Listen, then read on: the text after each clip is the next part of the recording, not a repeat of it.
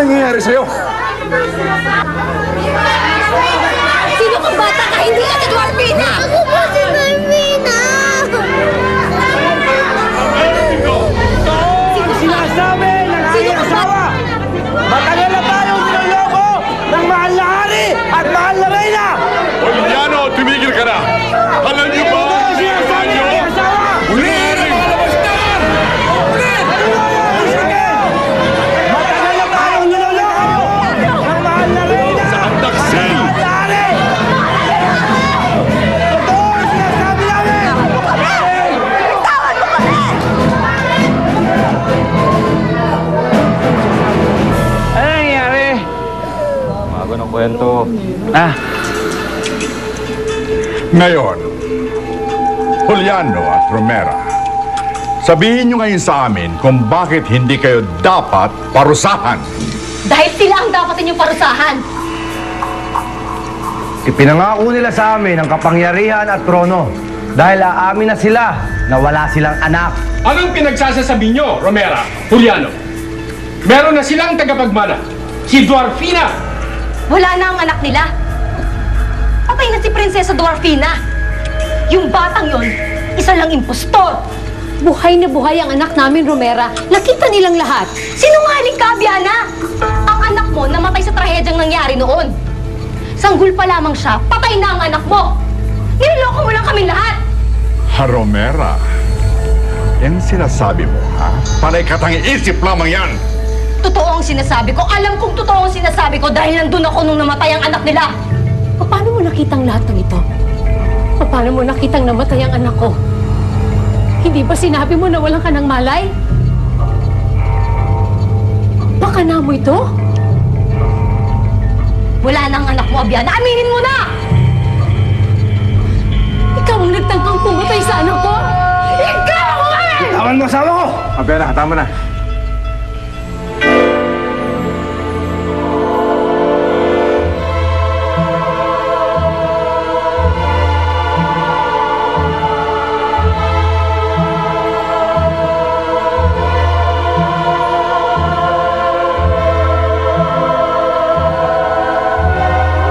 Umiyak. Gusto mo maglaro tayo?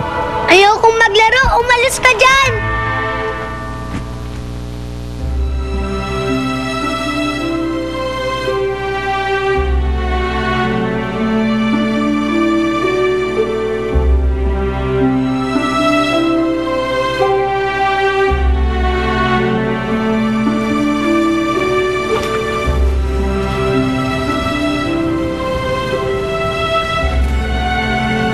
Ano yan? Ano ka ba, Elvin? Yung ginagawa natin dati. Ginagawa nila ng kaibigan niya sa lupa. Natatandaan mo kami.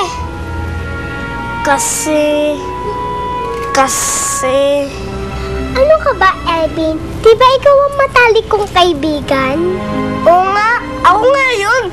Ikaw ang matalik kong kaibigan. Akala ko ba ako na ang matalik mong kaibigan? Tayong tatlong magkaibigan. Kami nga nautusan ni Nuno Humberto magbantay sa'yo lagi. Dahil dyan, apir ulit tayo lahat. Ginawa mong lahat yon para maangkin ang kapangyarihan namin? Oo. At gagawin ko uli yun kung kinakailangan. Napakasama mo, Romera! Napakasama mo! Malinaw na kaaway kayo ng kaharian. Kung anumang parusa ay papataw mo sa kanila, Haring Calixto, kami ay sasang-ayon. Huwag kayong maniwala sa kanila, mga nuno. Munong Damian, kasabwat siya ng dalawang yan. Puro kasinungalingan na sinasabi nyo, Oliano. At dahil sa kasalanang ginawa nyo, kayo ay paparusahan sa tangkang pag-agaw ng kapangyarihan. Paparusahan ko kayo ng pagkawala ng kapangyarihan at itatapong kayo sa gitna ng kadiliman ng gubat habang buhay at hindi na kayo makakabalik pa sa kahariang ito magpakailanman. Kawal! Inang! Itang! Kundi na, anak! Anak, babalikan kita! Babalikan kita! Ano po akong iwan?